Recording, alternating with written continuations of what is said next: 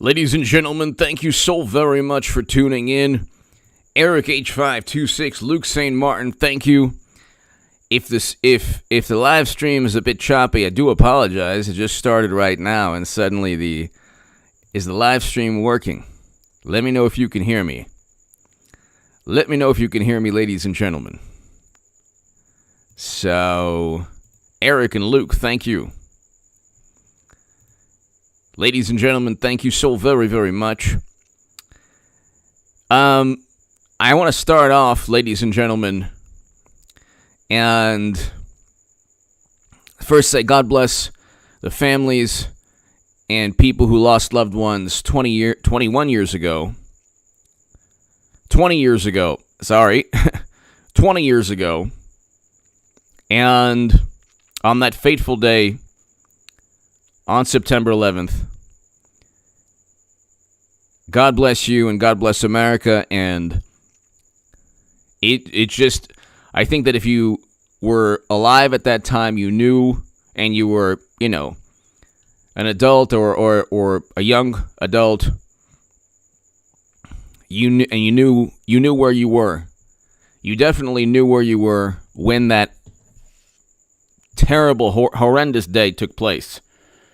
You knew where you were, and it was kind of like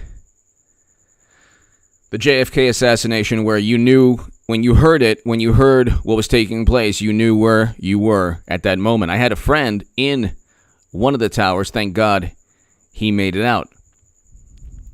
But you fast forward 20 years, and Joe Biden has literally armed to the tune of 30. One estimate is 30 billion, another estimate is 60 billion, and there's another estimate of $80 billion worth of armament to the same people that helped cause the worst day in American history. And you look at the difference in terms of leadership that our current president has compared to, I can't name a president that we've had that has less leadership skills. But you look, and you can fast forward 20 years, and we have history is sometimes so bizarre. Biden has left tens of billions of dollars. First of all, he's left Americans behind. There are still Americans in Afghanistan. There are still Americans in Afghanistan.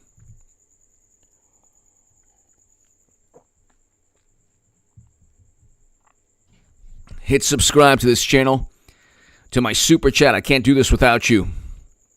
So, ladies and gentlemen, thank you. Luke St. Martin, Eric H526, thank you to being the best moderators. To my super chat, thank you. We still have Americans in Afghanistan. We've essentially, as a country, Biden has, most importantly, left Americans in Afghanistan, but left them billions in armament. 600,000 rifles.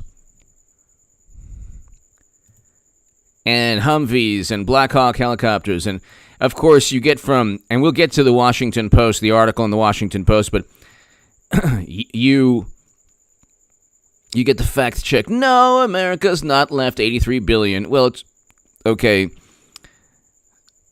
It's still tens of billions. And, of course, 3 Pinocchios. The equipment portion of that total is $24 billion, not $80 billion. Okay, so there you go. But the value of the equipment is not more than $80 billion.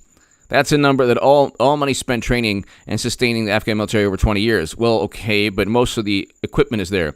The equipment portion of that total is at most $24 billion. Okay, but the actual value of the equipment in T-band hands is probably much less than even that amount. Well, you don't know that at all. And What kind of statement is that? The value of that equipment is actually, it's more detrimental to our national security. So that would be, in a way, even more expensive. But the equipment portion is $24 billion. So you left $24 billion according to the Washington Post. There's another estimate that said 30-something billion. But why would you talk about, why would you revel in a fact check regarding that? 20 years later, Biden left $20+ billion in weaponry. If you sign, would Biden sign an arms deal with them? Because, he gave them lists of American names. So, he literally asked them to serve as security to help us in the evacuation, which Trump and Pompeo would never have done. Okay, so I'm not a fan of Pompeo. I like Trump a lot. He's running again. We'll get to the Washington Post article on him running again. We need Trump back. We definitely need Trump to save this country, because we're going to you-know-where in a handbasket. And in 20 years, the same man who voted for never-ending counterinsurgency wars, Biden voted to get us in there alongside Bush, Cheney, and Rumsfeld. And then as he was leaving, left Americans and over $20 billion in weaponry. Okay? So, $28 billion according to Reuters. Between 2002 and 2017, the United States gave the Afghan military an estimated $28 billion. So that's also 600,000 small arms, Humvees, armored vehicles, body armor, night vision goggles, everything that you don't want our adversaries to have. And in 20 years, we have given our adversaries, we have given the enemies of this country $24 to $28 billion in weaponry. And you wonder why Biden's poll numbers are in the tank. Nobody trusts this man. They say that people didn't trust Trump. Half the country did. Or half the country admired him. So, as we'll read this Washington Post article, but the difference between Trump and Pompeo is that on September 11th, Donald Trump can celebrate life by,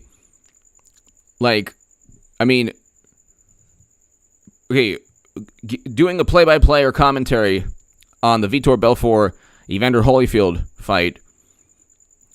That is something that, gives joy to a lot of people. Half the country finds that to be an interesting thing, to where they want to. They're obviously, it's a somber day. Obviously, there's a moment to reflect and to honor the thousands who lost their lives, the 3,000 Americans whose lives were taken from us because of the people that Biden armed. And, by the way, AQ is right there with the T-ban in that country. And it's not a matter of, we knew that would happen, but we never knew we'd arm them to the tune of $24 to $27 to $28 billion. Nobody, that wasn't part of any agreement. Was that part of any agreement, ladies and gentlemen? No, it wasn't. What kind of imbecile arms his enemies? What kind of absolute buffoon leaves $28 billion in weaponry for people who will then almost certainly try to use it against us? You're talking about a certain level of stupidity that just we haven't seen even in government. This entire country has become his son. We've all become Hunter, this entire wonderful country. Actually, I shouldn't say that. God bless America. We have an amazing we still have an amazing country.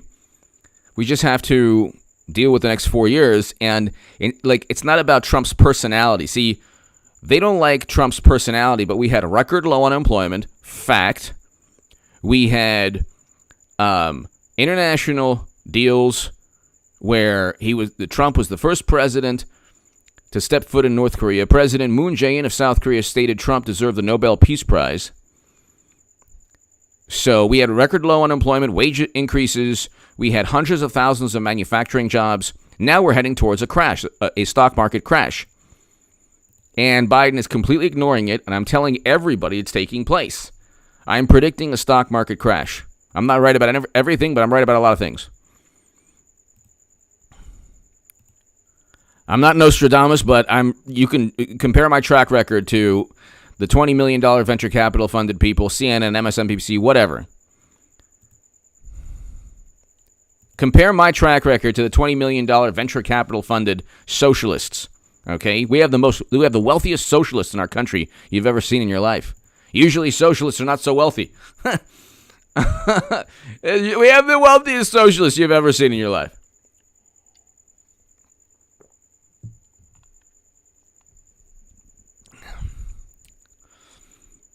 And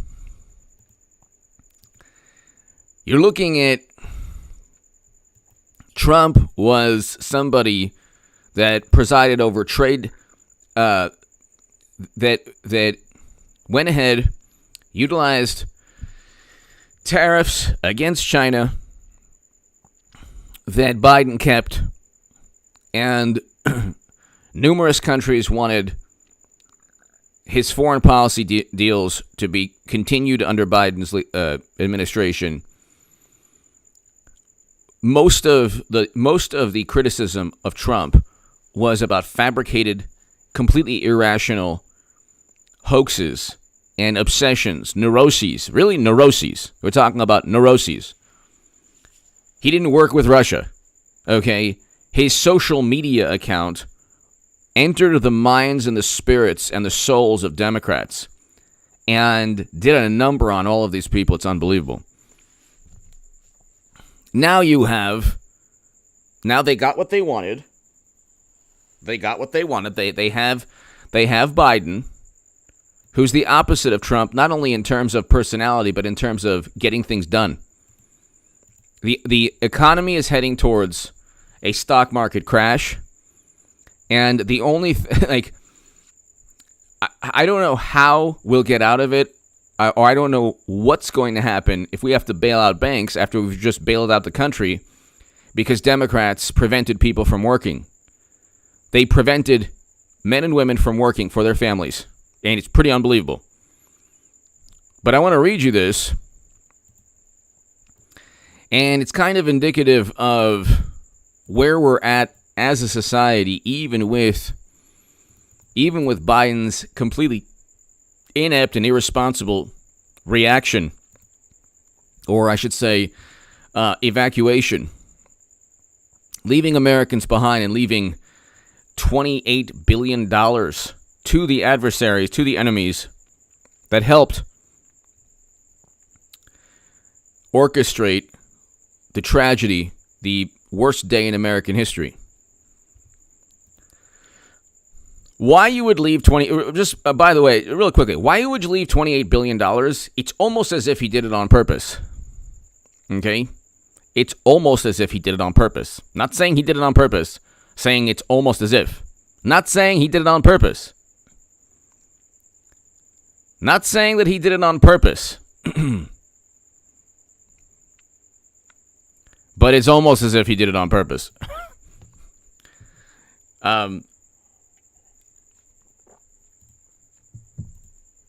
You can't be that foolish. You can't be that foolish and also be president.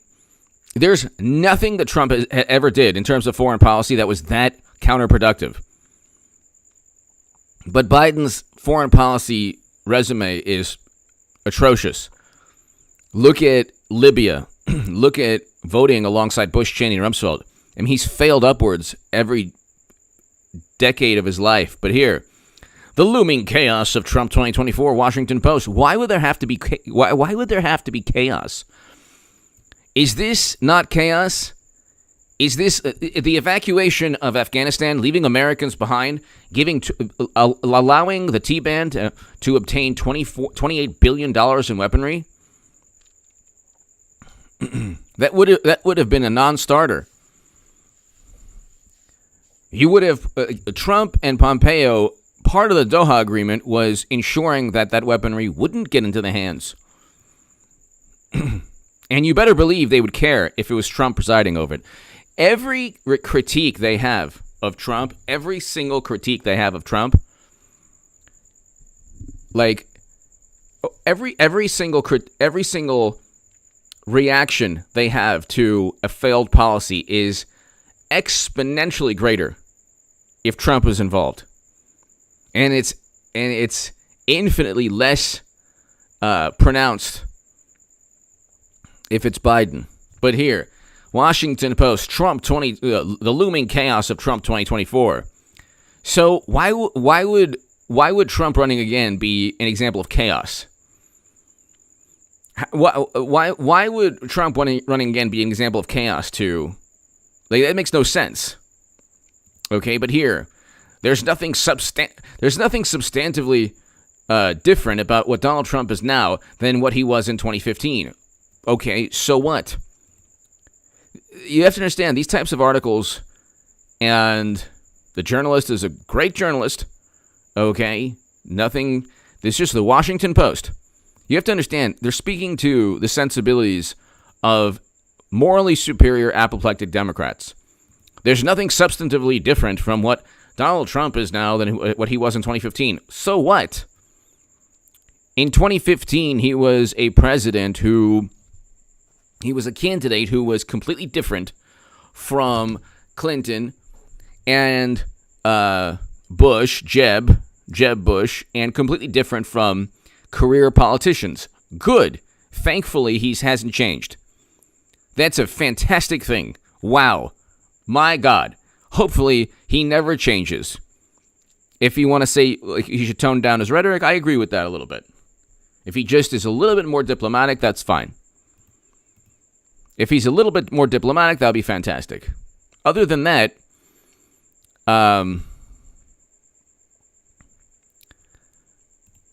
it's good that he hasn't changed, okay? He is indifferent to the expectations of elected leadership as he ever was. Well, we had hundreds of thousands of new manufacturing jobs under Trump. We had, you can't blame the economic disaster of last year under Trump. He wanted to open up the economy soon after he was pretty much forced to advise a shutdown. And he shouldn't even have gone that route, but again, at a certain point, you have to acquiesce a tiny bit as president. So, and then he would be blamed he was still blamed for every life loss anyway, but the economy was, Democrats and Democratic and media converged to force, society ended. The economy of our country, we went from a country that had record low unemployment and people working to massive layoffs, and it was self-induced. Don't say it was the pandemic. The microscopic organism doesn't speak. It's not a Democrat or Republican. Okay? And if you're healthy and you're under the age of 65, healthy, even if you will, the numbers show a survival of a tremendous rate in terms of survival, okay? 98 to 99%. According to Johns Hopkins and even government data. So it wasn't the pandemic. What they do is they just go ahead and what they do is they blame the pandemic for their failures. Their reaction to it was a failed reaction. They failed, okay? And the country suffered. And now they're kind of backtracking, saying, well, there's nothing we could do. We had to do that. No, you didn't. Look at Sweden. You didn't have to do that. It didn't work anyway. The most draconian responses didn't work. We're still faced with the same situation. They've been obsessed over this for a year and a half. And cancer and heart disease have ended the lives of more people. And they'll end the lives of more people, unfortunately, this year also. But if you bring that up, it's like you get this blank stare. This Children of the Corn cult-like blank stare. But here, he is indifferent as to the expectations of elected leadership as he ever was, choosing to recognize the 20th anniversary of September the 11th with the presumably paid gig providing commentary for a boxing match, while the other living U.S. presidents visit memorials to those who lost their lives. Okay, he knows that Democratic-funded and Democratic-inspired protests will follow him anywhere he goes. So he knows that if he visits any place or does anything that, that is more traditional, they'll find some way to complain. And part of this day is to live. And a big part of this day is to remember those who've lost their lives. And to remember to appreciate the country that you have. It's the left that can't stand the symbols of our country. And that you see that all throughout the left. Okay, anything that from the flag to our history, anything that reminds them of our country, it's a big problem. So people who support Trump or Trump himself, they're not worried about Donald Trump providing commentary for Evander Holyfield and Vitor Belfort. That's, by the way, going to be an amazing fight. And by the way, it's on this. It's not like you're allowed to. It's a way for people to enjoy a really a match that's going to be viewed throughout the country. So it's a cultural event that Democrats or perhaps writers of the Washington Post wouldn't understand. Okay, these are two legendary fighters, so they wouldn't understand it anyway. And to have President Trump provide commentary is a pretty awesome thing. But he didn't. It's interesting. They care more about that than Biden leaving $28 billion in weaponry. So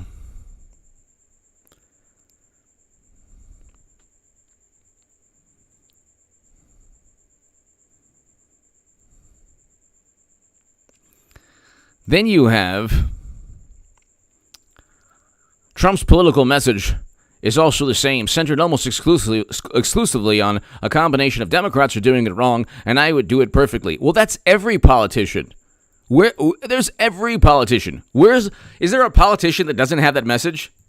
A rhetorical pairing left undamaged by the realities of his presidency. The realities of his presidency, he had a successful presidency. The reality is that he was accused of everything under the sun, and they couldn't find anything, but every false accusation, every single absurd allegation took on a life of its own. Everything he said on social media, everything he did was divisive and polarizing. From meeting with Putin in Helsinki. Okay? Meeting with Putin in Helsinki was viewed as a greater embarrassment to the country than leaving $28 billion in weaponry for the T-Ben. This is the mindset of Democrats and morally superior liberals. This is the mindset. You have to understand. In Helsinki, Finland, he met with Vladimir Putin, and they were so angry that Facebook ads stole the election from them. They wanted Trump to yell at the top of his lungs, "You won't ever help me again."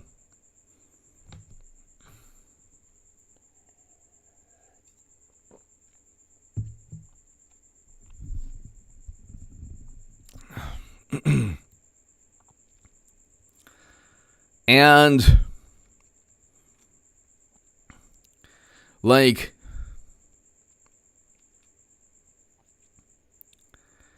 it's like they care more about their sensibilities. They care more about their sensibilities than what was actually accomplished during Trump's presidency, which is a great deal. You judge a president by the economy and foreign policy.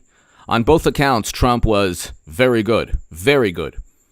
Okay? When Democrats gleefully tanked their states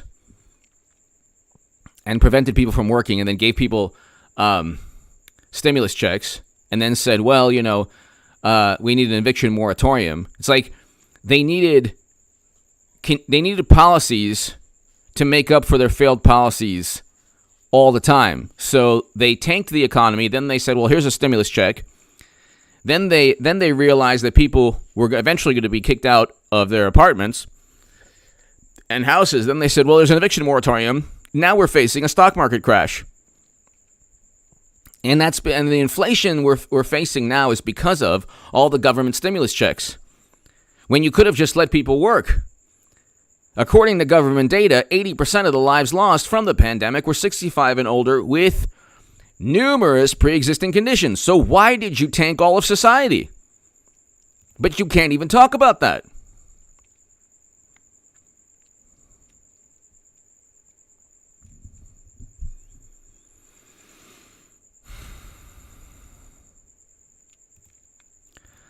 And so Trump's political message also, there was never any articulated policy platform from Trump last year, and there isn't one now. Articulated policy platform. Yes, there was. One of the things that he articulated was the Doha Agreement, which he should have focused on, by the way, which called for us to leave May 1st, not arbitrarily after May 1st, which, by the way, Biden said we were supposed to be leaving out. Or what was it? He said in September the 11th we will be out. Like, that's the date. It wasn't August 31st. He kept changing the date, and he made sure it was after May 1st, which caused all this havoc and chaos. So, I mean, you already have tell me what was a worse debacle during Trump's presidency than the Afghanistan withdrawal. The evacuation from Afghanistan was worse than anything that took place in Trump's presidency. And we're not even within the first year of mashed potato brains. So, then he goes, he wants to be president again, it seems, for the same reasons he did 6 years ago, because it's a mark of success and a conduit of power. Where do they get this nonsense? What do you think Biden? Why do you think Biden wants to be president? First of all, why do you think any president wants? If there's no, like, this is the thing. It's like the notion that he would want to help this country. Okay, Trump loves the country. Trump doesn't need politics. He wants to be president. It seems. This is the Washington Post. Great journalist. Nothing against the journalist, but this is absurd. He wants to be president again, it seems, for the same reasons he did 6 years ago, because it's a mark of success and a conduit of power. You mean that the emails from Biden's son literally stating, thank you for helping us meet your father, and how can you use your influence on behalf of the company? Literally quid pro quo emails. Literally. You think that he's doing it because he loves the country, Biden? He's a career politician. He was one of the poorest politicians up until a couple of years ago.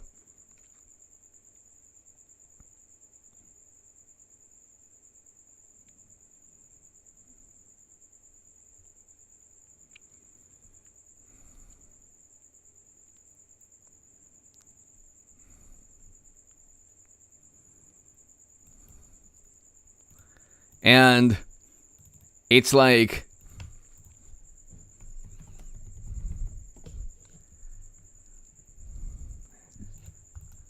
the notion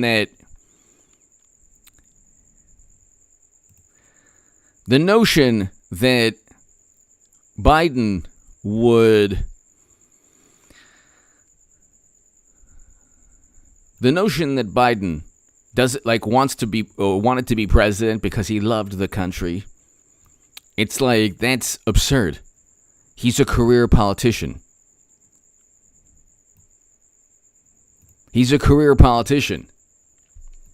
So that is complete nonsense. Absolutely complete nonsense.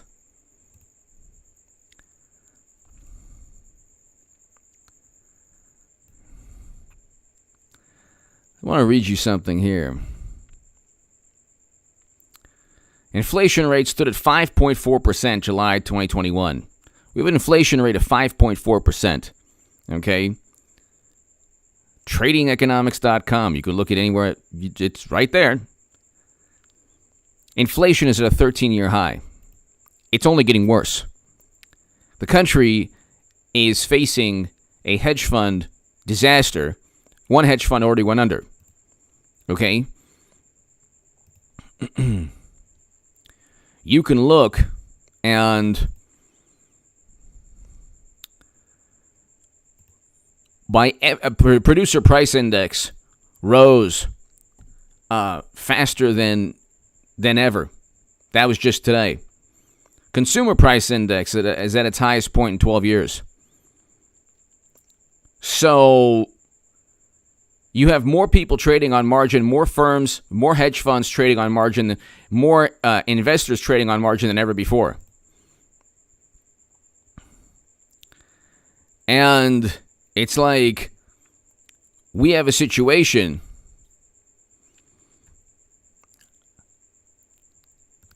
where we need a different leader already. Trump is a good president. The communication issue, the issue with media, that's a different thing that he has to address. Okay, but you have this nonsense where because it's a mark of success and a conduit of power. So you think that what Biden is doing it selflessly? He's president for altruistic reasons. Definitely not to enrich himself. Trump doesn't need the money. He doesn't even need the he doesn't need the apoplectic, negative, hysterical press.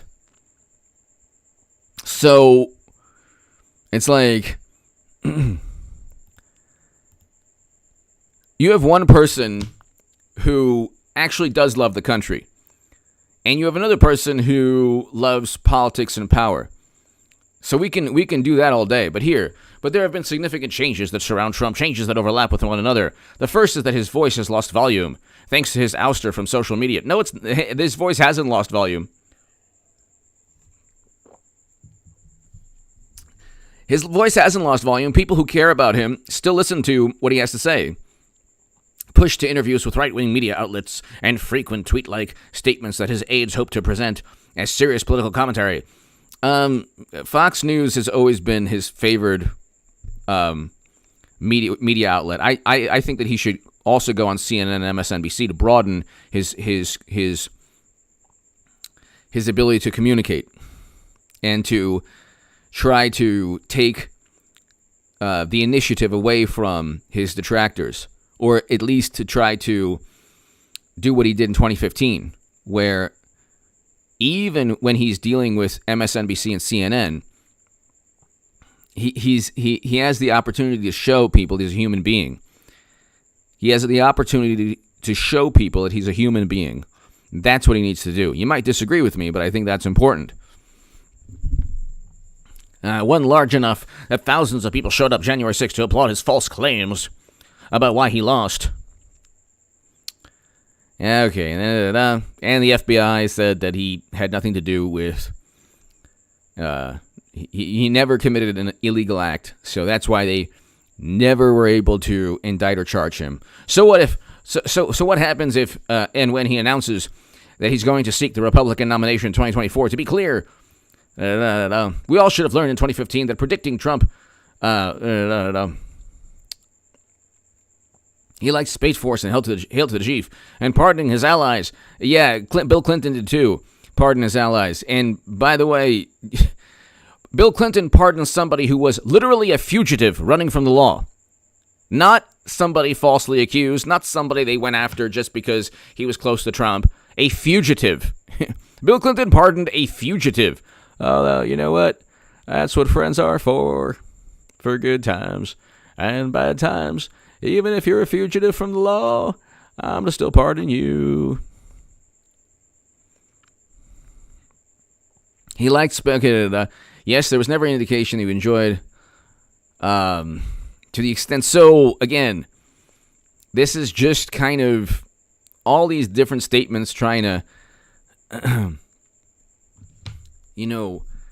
correlate to the sensibilities of Democrats. We don't know what this is actually. I don't know what this is actually saying. One reason Trump would want to run is that it challenges the media to shift away from covering him as a tangential to the political debate. If he runs, he's front runner, and the most likely opponent Biden would face. Well, of course he is. You think Chris Christie is? Chris Christie went up against Trump today. It's like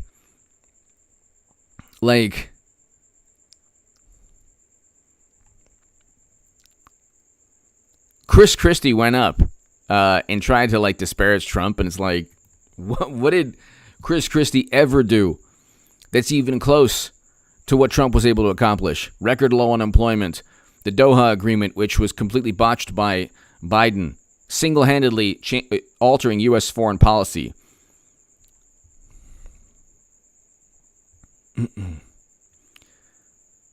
Want to know how mainstream conservative media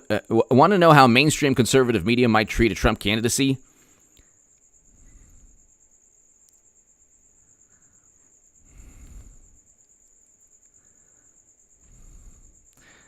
On Tuesday, one Wall Street Journal author positioned Trump as for a "told you so" tour. But Jenkins' presentation of Biden's failures is intentionally generous. What? Lines like this, though, show the willingness of some to forgive even Trump's most flagrant and dangerous dishonesty. What are you talking about? America doesn't feel noticeably less chaotic without him in the picture. A cynic might also notice that for all his bluster, Mr. Trump generally refrained from letting himself be pinned down on any specific allegation. It was always people telling me that. So this is true. This is then the Washington Post. This is delusional. Trump often repeated. Who cares if he repeated claims? Who cares? You spent 4 years. Who cares? Again, the sensibilities of the establishment. You spent 4 years blaming Facebook ads and the Steele dossier and Putin and Russia for stealing the election. Okay? You spent 4 years. They spent 4 years complaining. It is, Conrad. The algorithm is strong tonight. It is. We'll get to 200, possibly 300 viewers, possibly. But Conrad, hello. But it's clear he wants to. It's like nothing that took place in Trump's presidency is worse. Like, this is the way the establishment. Biden single-handedly ruined, botched, dropped the ball, messed up the evacuation. Single-handedly. He picked a time after May 1st, which was his first sin. Then he left Americans behind and left $28 billion in weaponry. So tell me again, what is worst? What is worse? What is worse than that? Is there anything Trump ever did? Is there anything Trump ever did that's worse than leaving $28 billion in weaponry and leaving Americans behind? And the 13 Americans that lost their lives, that's a direct result of Biden's incompetence. He didn't have to wait until August. He could have started in January, February, March. Is there anybody on the planet who knows why he waited? Is there anybody on the planet who knows why Biden waited until August?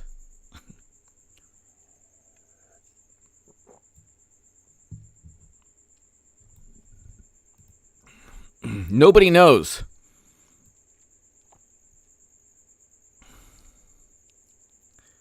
He was completely unsuccessful in the evacuation because the evacuation wasn't about bringing 120,000 Americans and Afghans within a chaotic, rushed, irresponsible 2-week period or 3-week time frame. It was about an agreement for us to reverse U.S. foreign policy that we had for 20 years, get out officially of Afghanistan, and do so in a methodical, strategic, organized pace. He didn't do that.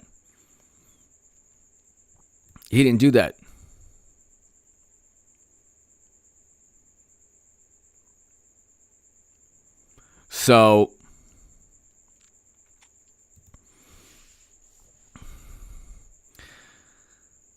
he was making new claims. So who cares about the claims he was making? So what? Democrats cheated Bernie Sanders. We knew that. Then they swept it under the rug.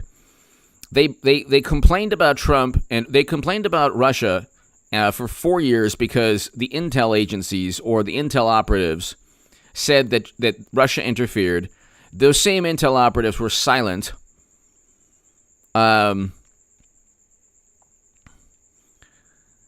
Those same intel operatives were silent when it came to our Afghanistan withdrawal. So, it's like,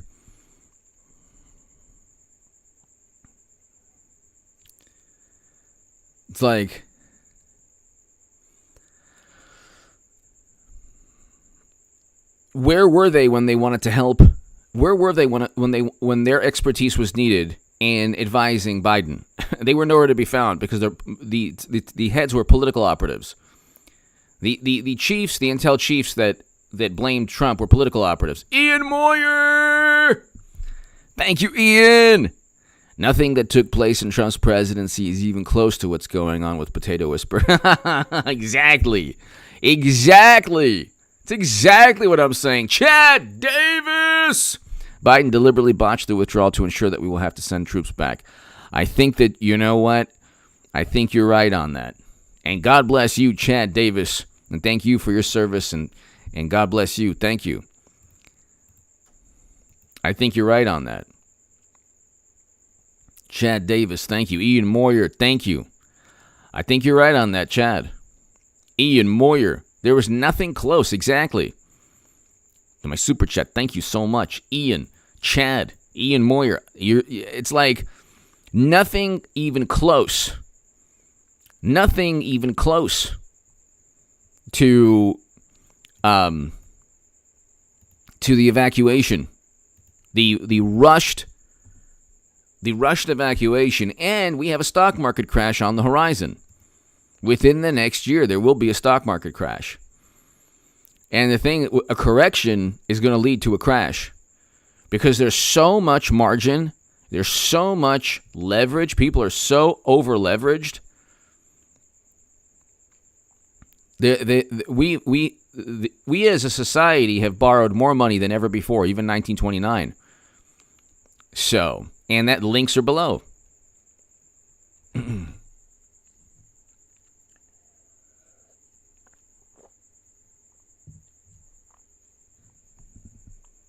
So,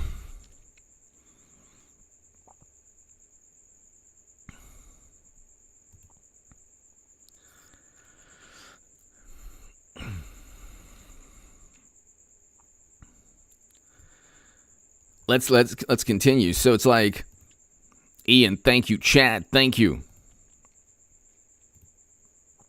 To my viewers in Korea, thank you. God bless you. Thank you. Thank you. Remember what happened when Trump ran in 2015 and 2016? He repeatedly encouraged his supporters to both tacitly and explicitly to physically go after... No, he didn't. In 2015 and 2016, the opposite is true. 2 Democratic operatives were found to have fomented violence at his rallies. Yet another example of a lie from mainstream, okay? He didn't tacitly and explicitly tell his supporters to do anything, or else he would have been found liable in a court of law. It is illegal to tacitly and explicitly tell anyone to commit a crime. But two Democratic operatives who were revealed on camera to have fomented violence at his rallies were forced to resign. So, again, the opposite is true.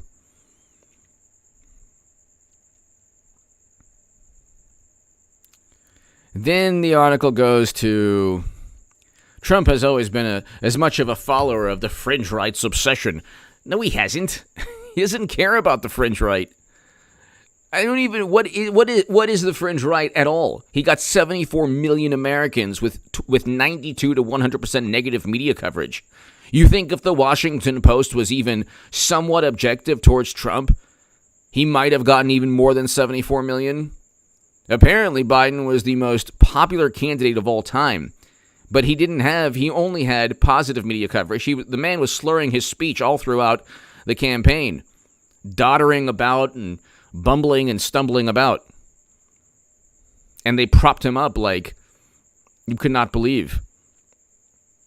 To remove media from the equation, to remove the intense media bias from the equation, it's just unbelievable.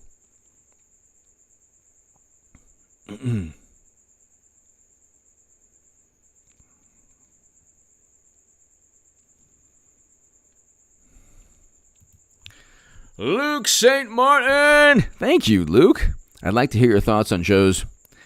He was so forceful. Yeah, I mean, Luke St. Martin, in addition to being an amazing moderator, he's too kind and generous. Luke St. Martin, thank you. It's obviously, I'll say this. The maniacs they know that 2022 is around the corner.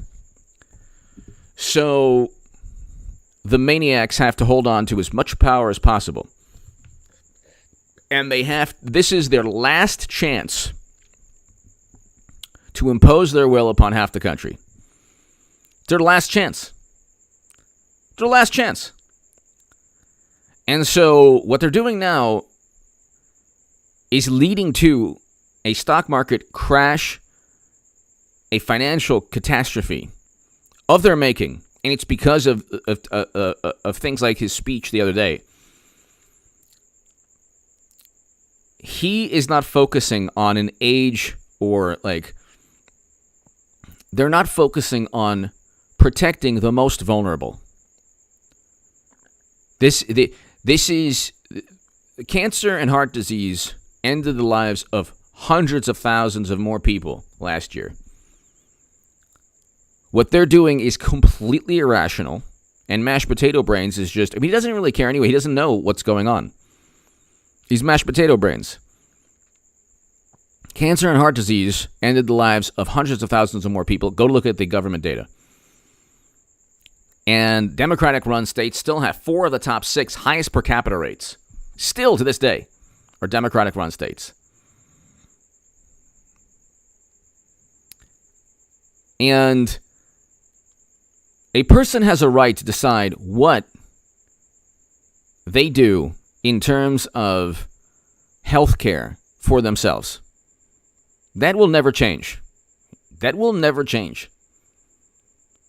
And there are so many other thoughts that I have, Luke, I can't really, get into, but Cali boy 46 is defining what makes America great again means. Yeah, it's true. He is. I agree with you on that. Cali boy, he's doing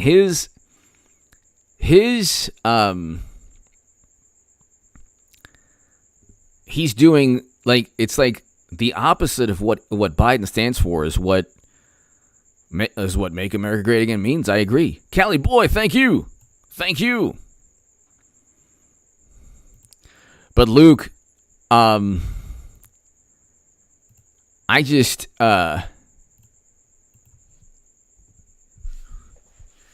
his personality is grating.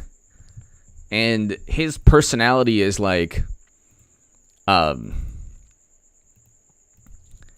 It's actually worse than, like, for people who don't like Trump, at least he could communicate. This man doesn't communicate at all. He just reads a script. Like, nobody believes that he actually cares about what he says. So, Luke, I think that he just doesn't really know what's going on. He's just regurgitating. It's his last look.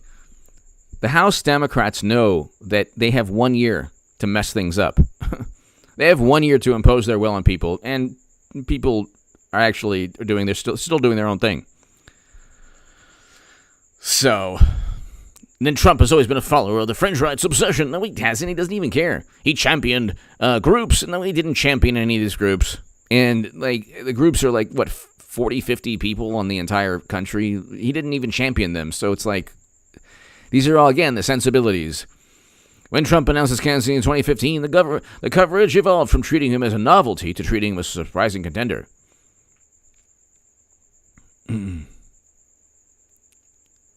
So, America has never seen a candidate like Trump in 2016. If he runs in 2024, even without his approach to politics changing, he'll be, again, a candidate unlike any who's come before. And he'll, again, catch much of the country unprepared. It's like, would you just relax with the apoplectic, this dramatic kind of, does he want to be the does he want to be the Buffalo Bills of presidential popular vote? He already, no offense to Bills fans, he already won the Super Bowl. 2016 was Trump's Super Bowl. He won it. He was, carried off the field on the shoulders of his players. He already won the Super Bowl. So it's like, the popular vote is a function of media coverage. You're never going to get a Republican to get the popular vote ever again, ever. So,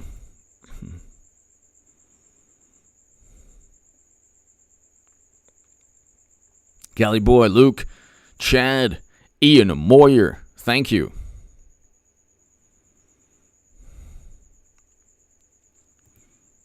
Lexi, hello.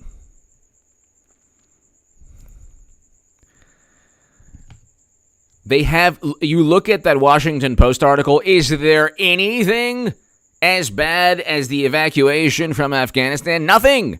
Did Trump leave $28 billion, and did he leave Americans in Afghanistan? No. And you wait. I don't want this to happen. I hope I'm wrong, because I'm going to be doing those segments for a while. I hope I'm wrong. To everyone here, save your money. Don't worry about investing. I would say don't worry about investing. And you know what? If you miss an investment in the stock market or crypto, and by the way, I don't if in the comment section somebody's like, I invested with Bob Schmo, and just ignore that, because that shouldn't happen. It has nothing to do with me, or that's just going around every YouTube channel. If, in my humble view, and I'm not giving investment advice, I don't think telling people to save their money is investment advice, but I guess you could say it is, but I'm not telling anyone. I would say don't focus on, in the near term, trying to play or make money within any market, whether it's crypto or stocks or anything. I would say save all your money every month. If you can save $100, if you could save $500, if you could save $1,000, if you could save $2,000, $3,000, $4,000, do it. Save. Even if it's $20, $50, $60, $70 a month, save. And build something for a rainy day, because, God forbid, I think that we're going to have a really tough time with Biden. I mean, it'll almost be like a biblical thing. You be careful what you wish for. And still they'll say Trump was mean. That's it. You don't understand. We could be bartering a Ferrari for, a loaf of bread, and they'll still say, well, at least it's not Trump. So, save as much money as possible.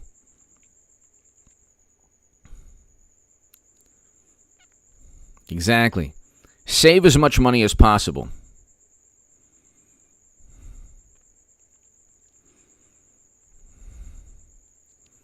Save as much money.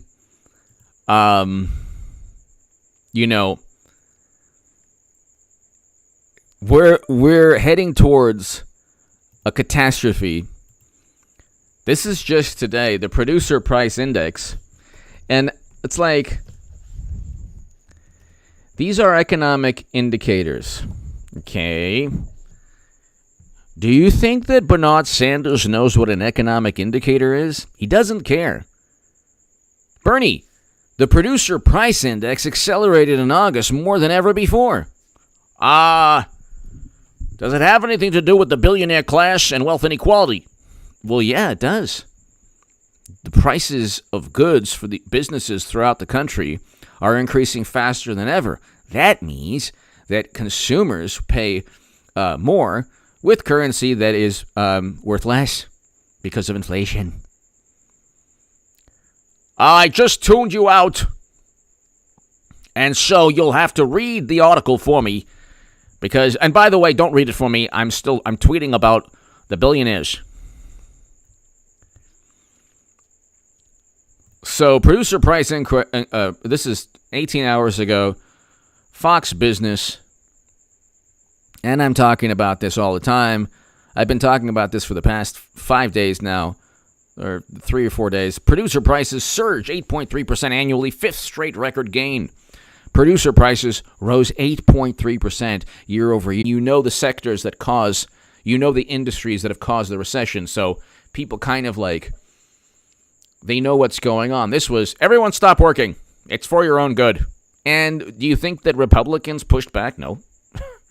That's why all these Republicans will be primaried out. Producer prices climbed at the fastest annual pace on record for the fifth consecutive month in August, as supply chain disruptions and material shortages continue to put upward pressure on costs. That's with 5% unemployment. 5% inflation. Conrad! Larry Elder for governor. Exactly. California governor. Build Back Better plagiarizes Make America Great Again. Yeah, I never... Conrad, thank you so very much. Thank you, Conrad. Greatly, greatly, greatly appreciated.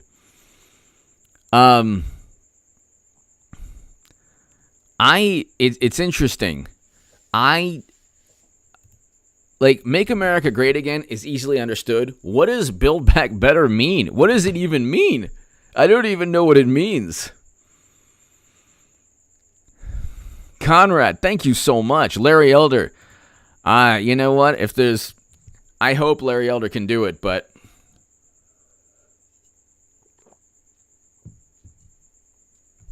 I hope he can do it. Conrad, thank you so very much. Thank you, Conrad. Thank you. Greatly, greatly appreciated. Conrad, thank you so much.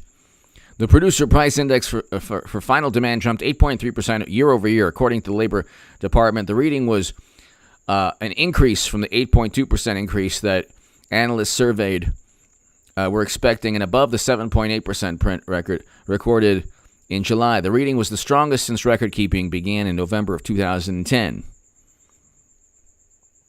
So,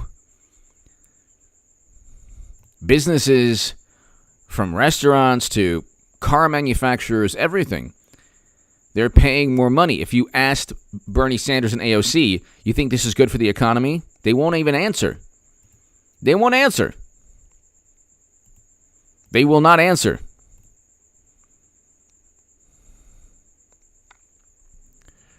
Everything is more expensive now. Everything is more expensive now for businesses and consumers. And prices are going up for everybody. The value of the dollar is going down. Inflation is increasing. You have more people buying on margin than ever before.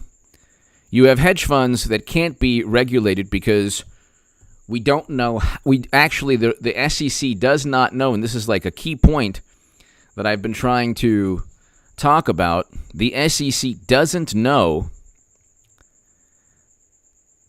The SEC does not know how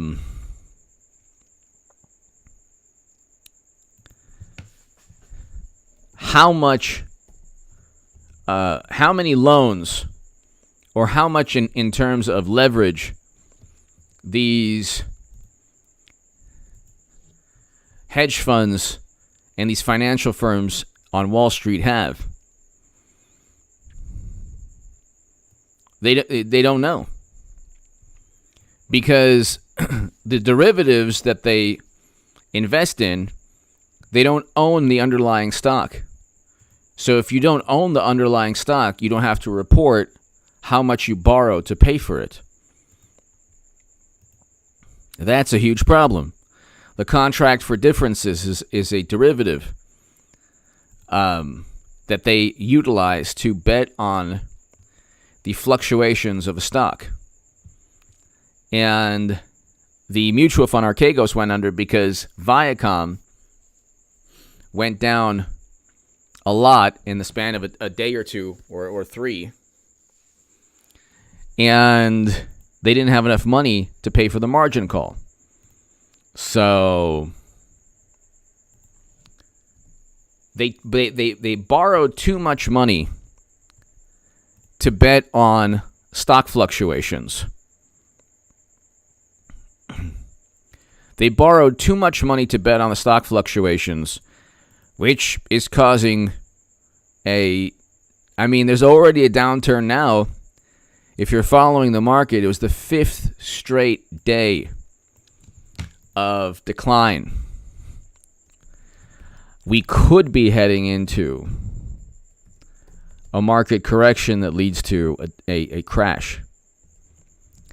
And a crash is going to take place when, the volatility you have, if we have more people on margin than ever before, and more people have borrowed money to purchase stocks than ever before, volatility is your biggest adversary, because you've borrowed too much money, and if it goes down a certain percentage, you have to put in capital. You have to answer the margin call. If you don't answer the margin call, they take all of your stocks away. Okay, they continue to sell more and more of the stock of the equity you have in the stocks that you own until you have no stocks. So if you buy, if you have $10,000 in stocks, and you want to buy $10,000 in terms of stocks that you want to borrow, you want to borrow money to spend another $10,000 in stocks. So you would buy $10,000 in margin, on margin. So you have equity in $10,000, then you would buy $10,000 on margin. What happens is, if your $20,000, half of which the bank really owns, goes down, or I should say half of which you bought on money you don't have, if it goes down a certain percentage to 15 to 14 to 13, they're going to say, hey, wait a second, you need to go ahead and put some equity in there, some cash in there to cover the downward fluctuation of the stock, to cover your loss. Okay, because it's not just a free loan. They want to make sure that, if the stock goes to zero, you still pay back the money you owe. What happens is they're over leveraged. Some of the hedge funds don't have the money to pay back the stocks. So they get a margin call. But if they have a margin call and they don't have the money, the equity to keep their stock position, then they lose they lose all the equity, they lose all the money they have in the stocks because they were not able to pay the margin call, and then the bank takes everything they own. And that happened to Archegos with Viacom. So, I mean, I might not be explaining it 100% correctly. I think I am pretty much. But Bernie doesn't care about any of this stuff. AOC doesn't care about any of this stuff. Well, she was an econ major. She should know all of this stuff. But it's like,